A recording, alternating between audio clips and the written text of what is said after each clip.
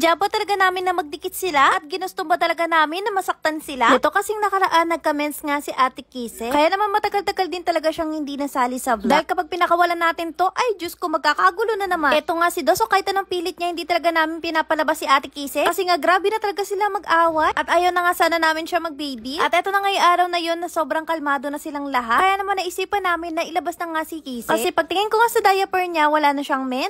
At eto nga sabi dito, dapat kasi after mag-mens 4 to 9 days pa daw. At yun po talaga ang hindi ko alam. Nasakto pa talaga na lahat sila walang diaper nito. Kasi naubusan nga kami ng diaper. At sabi ko nga, itry ko muna na wala silang diaper kung iihiba sila dito sa may potty pad. At opo, umiihi naman sila dun sa may potty pad na merong upuan. Kaya naman sabi ko, ay pwede pala tong hindi naka-diaper. At eto na nga, hindi namin inaasahan na nagdikit nga po yung magnana. Hindi talaga namin nakita, as in, saglit na saglit lang kami tumaliko. Ito palang time na to, sinushoot na ni Bobo. At etong part na to ang marami nagalit. Bakit naman daw biglang hinila? Nasaktan daw ang mga shih tzu. Mga be, hindi ba halata na nataranta ang daddy nila pagkatanggal niya? Kung alam niya ng daddy nila, hindi niya yan tatanggalin. Kasi na-shoot na eh. At sino ba namang gugusto yung masaktan ng fur babies nila? Ingat na ingat nga kami na wag sila masaktan eh. At etong malupit, may nag-comment nga na sinadya daw namin yung para sa content. Sana nga content lang yun. Hindi nyo alam kung gaano kami natakot. Dahil 5 years old na nga si Kisses, ayaw na talaga namin siya mabuntis. At anak niya pa talaga nakabuntis sa kanya if ever. Meron naman nagsabi, bakit kasi pinagsasama sila sa isang kwarto? Saan ko naman sila paghihiwalayin? Iisa lang po yung kwarto ng inuupahan namin bahay. Yung labas nga sala na. At wala rin sila space doon kasi nga doon yung lagayan ng stocks namin. Hindi rin po kasi madali lumipat ng bahay. Dahil 5 na po yung dogs namin. Kaya ang hirap talaga, hindi nga namin alam kung anong gagawin. Tapos masasabihan pa tayo na for the content lang. Kaya nga po nanghingi kami sa inyo ng advice. Kasi syempre meron pa rin talaga akong mga hindi alam. Kung alam niyo lang din, gustong-gusto na talaga namin lumipat. Dahil sa totoo lang, sobrang sikip na talaga netong bahay na to sa amin. At kung gusto namin magka-baby do, edi sana si Batang Anino na lang ang pinagpa-baby natin. Kaya lang hindi na ako pwede magdagdag pa ng baby dito. Kaya naman hanap muna kami na malilipatan bago nga tuluyan na magka-baby na si Batang Anino. At ayun mga mi, hanggang ngayon nga, ito, ina-observe ko muna si Ate Kise. Kasi nga baka buntis siya. Eh, diba yung last na pagbubuntis niya kasi nakunan siya. Kaya naman doble ingat kami if ever na meron. At ayun, para sa mga nag-aalala naman kay Rocky Bo, na baka nasaktan nga daw yung ari niya. Ito po siya. Chinek ko po yung toy-toy niya kung meron bang sugat. Wala naman po. At ayan siya, napakasigla naman. Nagre-reklamo po nga, bakit daw si Cinnamoroll lang itong nakuha namin? Ayan, nag-aagawan sila ni Batang Anino dito sa laruan ko. Diyos ko, ang buong akala talaga nila sa kanila to. Si Batang Anino nga talaga naman nakikinig pa sa akin. Ayan, tignan nyo. Apakayabang yan. Oh, diba? Napakatalino talaga nitong dalawang batang to. At ayun, kung nakaabot nga kayo hanggang dito, i-comment nyo naman dyan yung mga pictures ng fur babies nyo na lagi nakasubaybay sa amin. Maraming salamat po sa panonood. Share ko nga sa inyo itong mga products namin. Ito nga pala yung KND Detangling Spray. Gamitin mo to kung madaming buhol yung fur babies mo. I-spray mo lang siya sa may buhol tapos i-brush mo, matatanggal na. Next naman itong pantanggal ng buhok sa tenga. KND Ear Powder. Makakatulong ito para mabilis nga mabunot yung buhok nila sa tenga. Ito kasi yung dahilan kung bakit bumabaho nga yung tenga nila. Kapag natanggal mo na yung buhok, ito naman yung gamitin. KND Ear Cleaning Solution. Ito naman yung magtatanggal ng dumi sa loob ng tenga nila. At tatatanggal din ito yung mabahong amo. Nakakatanggal din ito ng ear mite. At nakakapagpagaling ng mga maliliit na sugat sa tenga. Kung gusto mo umorder nito, nasa comment section. Ayun, meron na naman akong bago nilalaro ngayon. Ito yung PHL Ruby. Ang pinaka-paborito ko laruin dito yung Super 8. Ayan, sa una nga nagbet lang kami dito ng 100. Pipindot ka lang ng pipindot. Antayin mo lang lumabas yung scatter. At pagkatapos ng sunod-sunod na.